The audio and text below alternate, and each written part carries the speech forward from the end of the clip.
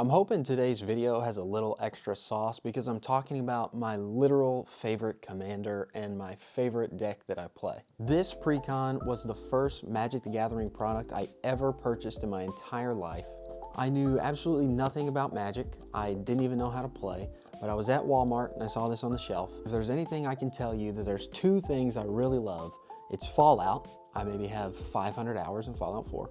And weirdly enough, it's cryptids, like the Mothman. I don't know what pulls me to either of those things. It's just one of those things. So for months, all I did was look at the cards because, again, I didn't know how to play and I didn't have a friend group that did play. I was the only person in my life that I knew that even had something like this. It took about 6 months of me just enjoying the cards, looking at the art on the cards, before I ever even downloaded Arena to learn the rules of how to play Magic. But this deck really means a lot to me. It inspired me so much. Hold on. It inspired me so much, I literally finished a book that I was writing. I had this idea about this guy that like hunted cryptids, but he actually stumbled upon a Mothman of all creatures, and it was more man than moth, and it raised all these questions to him, and the Mothman kind of took him on as like this apprentice type thing, kind of mentored him. Long story short, the book is actually not very good, but it is done, and I did it, I wrote it, I finished it, and so that means something to me. If you can't tell, I'm being so serious when I say this deck means a lot to me. Every card was placed thoughtfully into the deck. I love to play it. I can't wait to talk about it. Without any further ado, let's talk about my favorite commander. The Wise Mothman is a legendary creature for 1 and soul tie, which is black, green, blue. Legendary insect mutant with flying. Whenever the Wise Mothman enters the battlefield or attacks, each player gets a rad counter. Whenever one or more non-land cards are milled, put a +1/+1 counter on each of up to X target creatures, where X is the number of non-land cards milled this way. What exactly is a rad counter? Radiation. At the beginning of your pre-combat main phase, if you have any rad counters, mill that many cards. For each non-land card milled this way, you lose 1 life and a rad counter. It's pretty clear what the Mothman likes. Number 1, it's rad counters. So we've got a stack over here of cards that are going to help us with rad counters. And then from the rads, we'll get +1/+1 counters. So our board will get larger. This is our stack of +1/+1 counter cards. Also, we're going to be doing some milling, slowly burning all of our opponents down, their life totals. So this is a stack with the Mind Crank of cards that care about milling or have a milling payoff.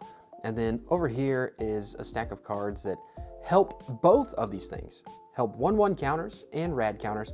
And that is a keyword called proliferate. Choose any number of permanents and or players, then give each another kind of counter already there. So proliferate doesn't add a +1/+1 counter, for instance, but if a +1/+1 counter exists, proliferate changes it to 2 +1/+1 counters, just like if someone had a rad counter, proliferate would give you the option to say, actually, you should have another one of those, and we'll give them 2 rad counters. So proliferation goes a long way in this deck. Let's get these 2 stacks out of the way before we dive deeper into the cards. This is just our land base. There is a shock land there, so not to flex. Oh, then SpongeBob, you can tell I like SpongeBob. Well, there's an island. But I think there's 39 lands here, could be 38. The full deck list is down in the description. I won't go through every single card, of course. But you can always check that out on my Mox field down below, as well as I very much consider this to be a bracket 2 deck. The Commander Committee released some more information about brackets, and this still very firmly is a bracket 2. There's no game changers, there's no looping turn, there's no infinite loops, nothing like that. Straight up wholesome Magic that hopefully mills everyone at the table down to 0 cards in their deck. Isn't that so wholesome? So this is stuff that's kind of off the game plan, but adjacent to the game plan, right? So it's ramp, it's card draw, it's protection, it's graveyard recursion. It's stuff that makes sense in the deck, but that we're not going to highlight in a specific category.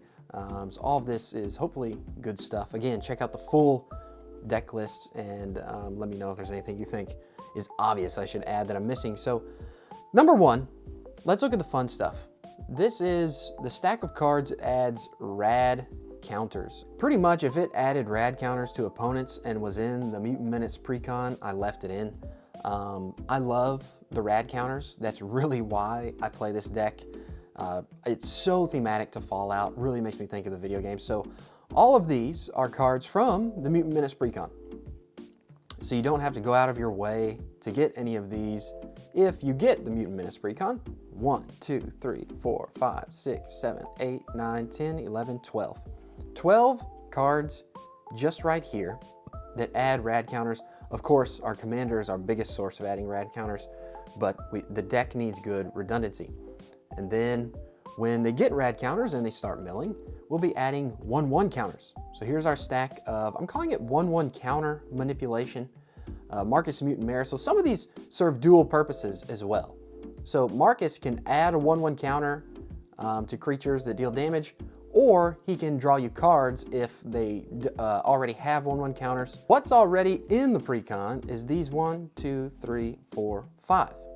These 5 cards that manipulate 1/1 counters in some way. They add counters, or whenever you add a counter, add 1 more of each, or in some cases twice that many. So do 2, you know, if you're doing 1/1 counter, you get to double it. If you're doing 2 1/1 counters, you get to double it.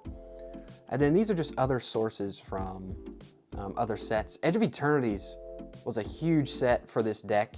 Added a bunch of insects, added a bunch of 1/1 counters, a bunch of good green stuff. Kami of Whispered Hopes helps us to add more 1/1 counters, but is also a mana dork, can be huge mana dork. So that's some mana ramp. This can be 1/1 counters, or it can be card draw. This is 1/1 counters, or it can be removal. This is adding 1/1 counters, giving us ward, and then doubling any type of counter. So if we level Innkeeper's Talent all the way up here to level 3, we'll actually be doubling the amount of rad counters we're adding to people. And so that helps us huge. Omnivorous Flytrap adds 1/1 counters when we have Delirium. Delirium should be pretty easy as we are milling ourselves from our own rads. So we've got our rads, we've got our 1/1 counters. Now let's look at some milling, things that cause milling or things that have milling payoffs. Whenever an opponent loses life, they mill that many cards. Huge in the deck. Singularity Rupture, another Edge of Eternities card. Any number of target players mills half their library rounded down. I'm gonna stick that to the side as I'm gonna talk about it a little bit later. Whenever you cast instant or sorcery, you can mill 4 cards. Sir Conrad is a wonderful payoff for creatures entering the graveyard, creatures being milled. Ruin Crab, everybody mills on landfall. River Churn, Monument, we can tap it and people can mill 2 cards. I'm gonna set that to the side as well. Raoul, Troubleshooter, he's actually in the Precon, tap him, each player mills a card. So a bunch of milling stuff to help us get Mothman triggers, even when the rad counters start to dwindle away or people start to get rid of them. And then here's our proliferation stack. So let's see, there's a good bit of proliferation from the Precon, but most of these are added later. So this is kind of like card draw, proliferate. This is from the Precon. Removal, proliferate. This can be making sure we hit a land drop, proliferate.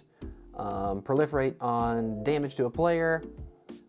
Huge card, 7 drop from the Precon. Proliferate twice when he enters and when he attacks. Proliferate twice. Proliferate every time he casts a spell. Protection, proliferate.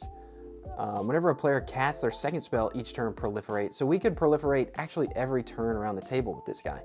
So really good card. Proliferation here. Graveyard Recursion and proliferating. So you talk about a perfect card for the deck. It's a Graveyard Recursion that also proliferates. So those are the huge parts of the deck, but I did put 2 cards to the side. I love doing the secret big play win condition thingy. So the River Turn Monument and Singularity Rupture. Certainly I'm not the first one to this party, but it is a really cool thing to pull off. So this is a board wipe, and any number of target players each mills half their library rounded down. So half of each opponent's library is hitting the graveyard. And then the River Turn Monument has an exhaust ability for 2 and 2 blue. Any number of target players each mill cards equal to the number of cards in their graveyard. If their graveyard already has half their deck, and we're telling them to mill that many more. 2 halves make a whole. So with this 2 card, I guess you could call it combo. Certainly takes a while to get online though. 6 mana, another 2 makes 8, another 4 makes 12. So it requires 12 mana, and you can't do it all from your hand, right? This artifact has to be on the battlefield, it can get blown up, stuff like that. But you can mill everyone down completely, just from 2 cards. So super cool, really like that play. So that is the deck. I'm gonna go ahead and gather some things and start to shuffle just so we can begin goldfishing. Normally I cut away for a quick montage, but I want to talk a minute about the goal of the goldfish. So it's hard to set a goal for this goldfish when the Mothman so heavily relies on other players. So a rad counter has other players mill, and then based on what they mill, we can do things, right? So there's a lot of milling payoff, and that requires opponents. So we don't have any opponents.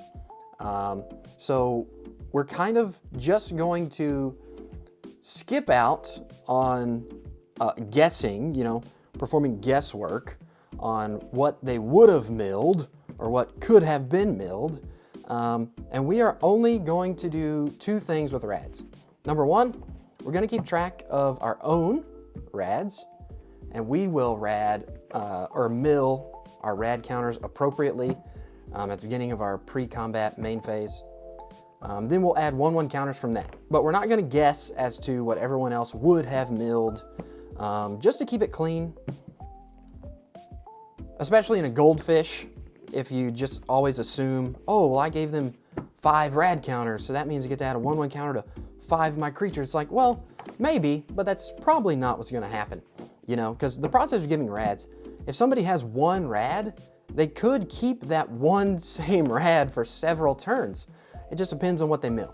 So we're not going to perform guesswork. We're just going to keep track of our rads and mill that, and only grow our creatures from what we mill. So keep in mind that our creatures could be a lot bigger if we were keeping track of everyone's milling, everyone's rads.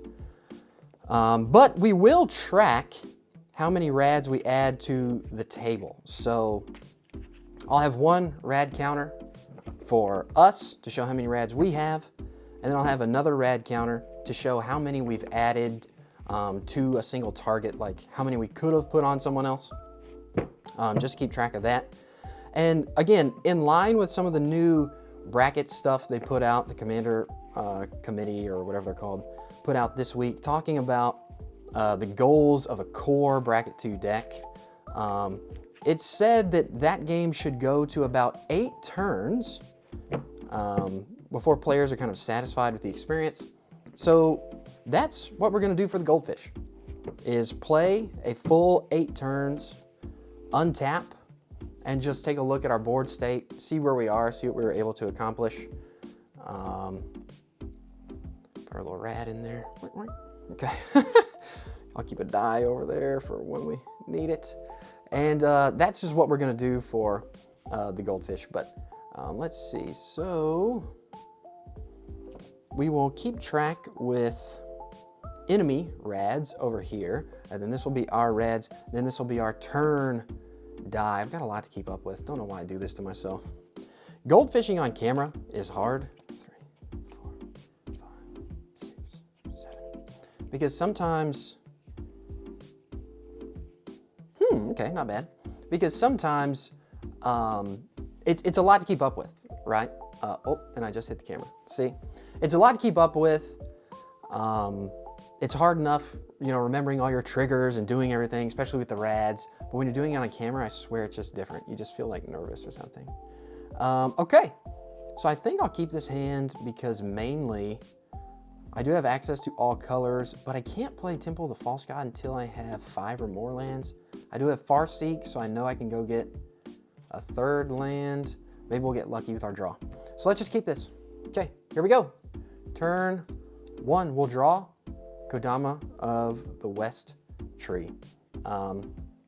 Super good ramp in this deck. Fairly expensive card, so I would understand if you skipped out on buying this one, but super good ramp spell. It will require us to shuffle the deck 100 million times. So I'm just gonna pull from the bottom if we trigger that, but I'm gonna let Sunken Hollow enter tapped, tap for black or blue, and then that'll be a simple turn 1. Let's go to turn 2. Draw Collective Resistance. It's good protection, it's good destruction, you know, remove enchantments, artifacts, but we don't have any opponents. So that's not really gonna help us here. Let's put in our forest, and then you guessed it, we're gonna play Far Seek. Search your library for a plains, island, swamp, or mountain. Tap to play that. I will skip ahead so that you don't have to watch me find this. I went and I found a swamp forest, you see? You can get a little tricky there. So if you go find a land that's got 2 land types, that's, in my opinion, the best thing to do with your Farseek. So we're all tapped. That will be the end of our turn 2. Let's go to turn 3. Untap, upkeep, and draw. Okay. So I think what we'll go ahead and do now, so we're not gonna be able to play our commander on turn 4, which really isn't what you want. Temple of the False God's kind of messing us up a little bit. So I'm just gonna let Path of Ancestry enter tapped so that we know we can play him next turn. And then let's go ahead and we'll put in for 3, including a green, we'll put in Branching Evolution. If one or more 1/1 counters we put on creature you control, twice that many are put instead. So we'll just put in Branching Evolution. No one's gotten any rad counters yet. Let's spin up to turn 4. Untap our mana. And then we will draw for turn. Glowing one, very good, very good. Okay, so finally we can play Temple of the False God, which can be tapped for 2 colorless mana. I'm just gonna tap 4 here. We'll leave Temple of the False God untapped to bring in our Mothman finally. So turn, oh wait, did I spin up? Oh, this is turn 4, isn't it? Oh, okay, cool. See what I'm talking about? Sometimes you goldfish on camera. you just get nervous and you forget stuff, man. So there we go. Now, here's the first thing that's gonna happen. Everyone gets a rad counter when he enters. We'll put our rads over there. So we're simply going to go to turn 5. Now, let's get to where we mill our first rad. So some people get confused on rads. You still untap, go through your upkeep, and you still draw. So we'll draw for turn, get the Canker Bloom. At the beginning of your pre-combat main phase, this is when you mill. So you still do your draw step, okay? And now we will mill, which is take a card from the top straight to our graveyard, and it was a land. So we keep our rad counter. If it's a non-land, we lose 1 life, we get rid of the counter, and we put a 1/1 counter somewhere. So we didn't get to put a 1/1 counter because it was a land. Now, what's the best thing to do with our play? Honestly, I kind of want to do this. Let's do, did I play a land? Nope. Okay. We'll do Temple of the False God for 2. And then we'll do Path of Ancestry for green to play the glowing one.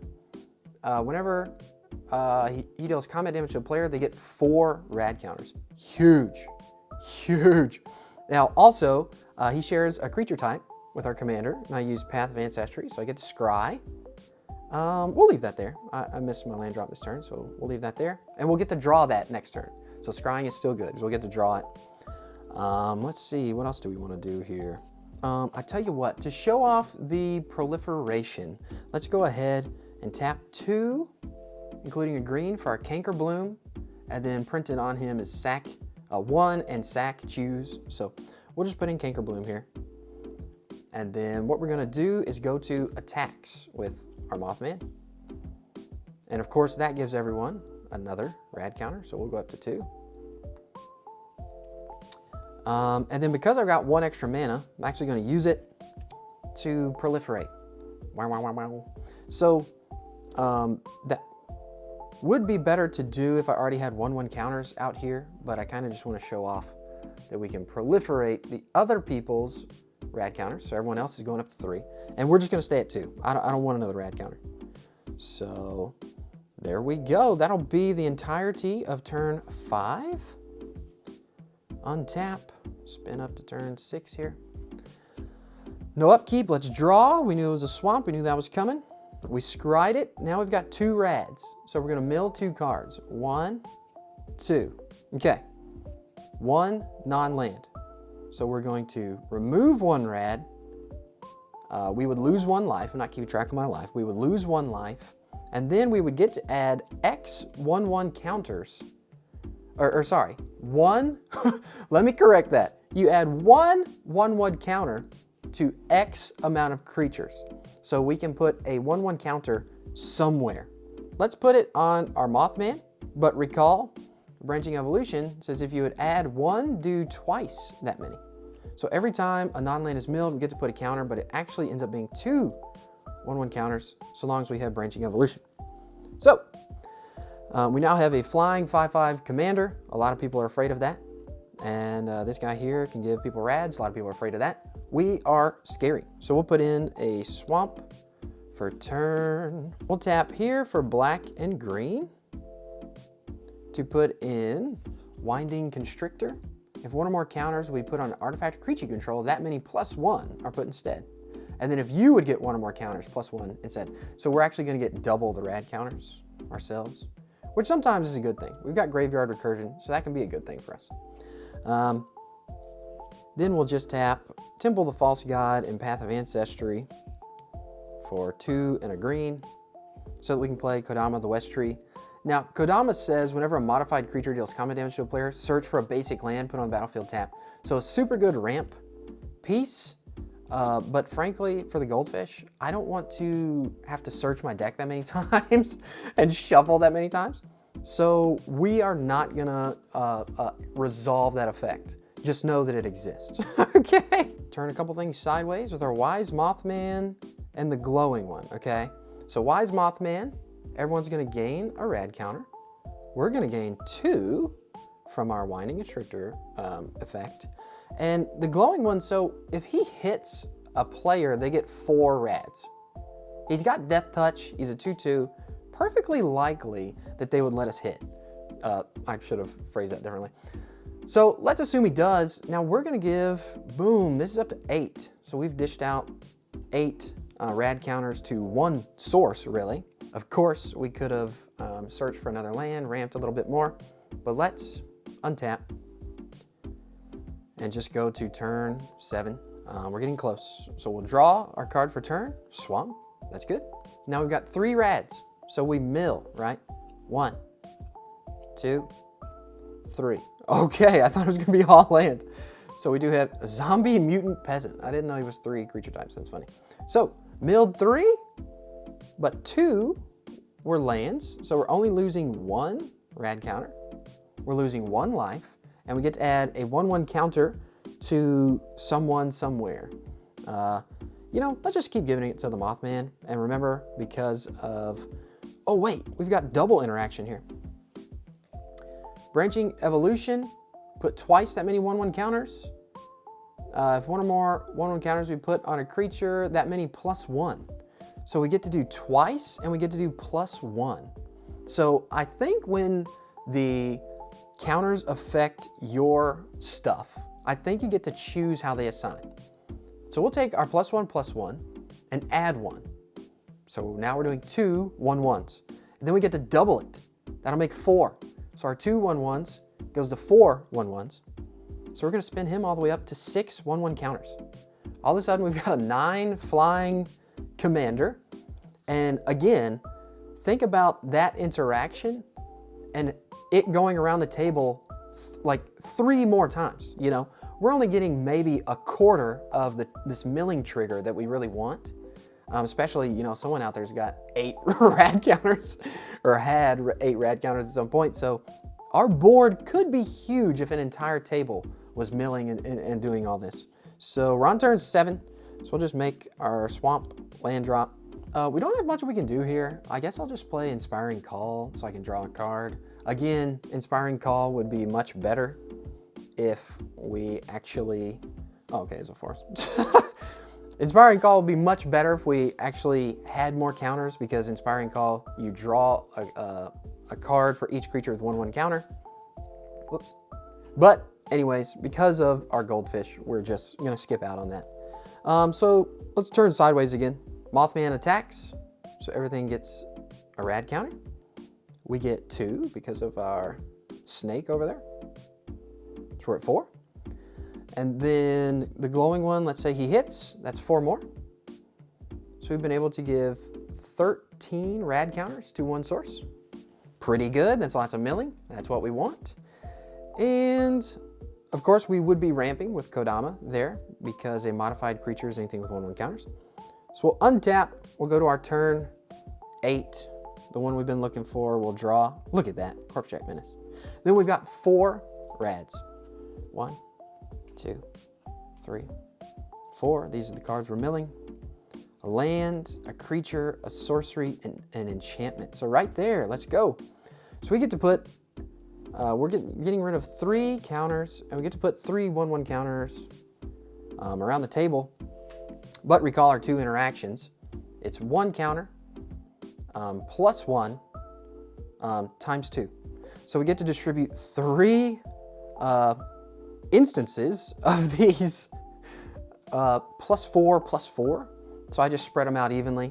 Now would have been a much better time to play Inspiring Call, but I didn't want to let the turn pass without doing anything, to be honest. So here we are, we'll make our land drop. And then I guess we'll just play tapping these for our Corpsejack Menace. If 1 or more 1/1 counters put on a creature, twice that many are put instead. So now we've got 2 counter doublers out on the battlefield. And this adds a counter, so we've got multiple counter manipulation, tons of rads. So let's go to attacks again. We'll just attack with our Mothman and glowing one. I won't tap them to save us the time. Everyone will go up a rad. We'll go up 2 because of our snake. And then if the glowing one hits, that's another 4 rads. So we've been able to dish out. So this was turn 8, okay? We're at the end of our little Goldfish session. Wasn't able to draw a whole lot of cards, mostly because my Inspiring Call only had 1 thing to go off of. But of course, in a normal game situation, would have been a much better card. Would have been, you know, draw 4. So I do have 1 card in hand. Plenty of mana, that's for sure. Let's see, we've got 1, 2, 3, 4, 5, 6, 7, 8 mana, and Temple of False God actually taps for 2, so we got access to 9 mana here. Tons of counter, 1/1 counter manipulation to make a huge board. We do have a ramp piece out, and we do have great rad dealing pieces out. So this is what the board might look like on your turn 8 if you were to play this deck or something similar. Your creatures will get huge. Again, remember, someone in this game at some point was given 18 rad counters. So just think, if 18 rads had been milled, you know, how big has our Mothman been able to make our board? It'd be huge, especially with these counter doublers. So anyways, that is the purpose of the Goldfish. You definitely can get like a flying 1-hit commander, which would be awesome. I'd love to see someone do that. But that's it. That's the Goldfish. Hopefully you found this video helpful. Drop a like, leave a comment, and I will see you in the next one. Thank you so much. Peace.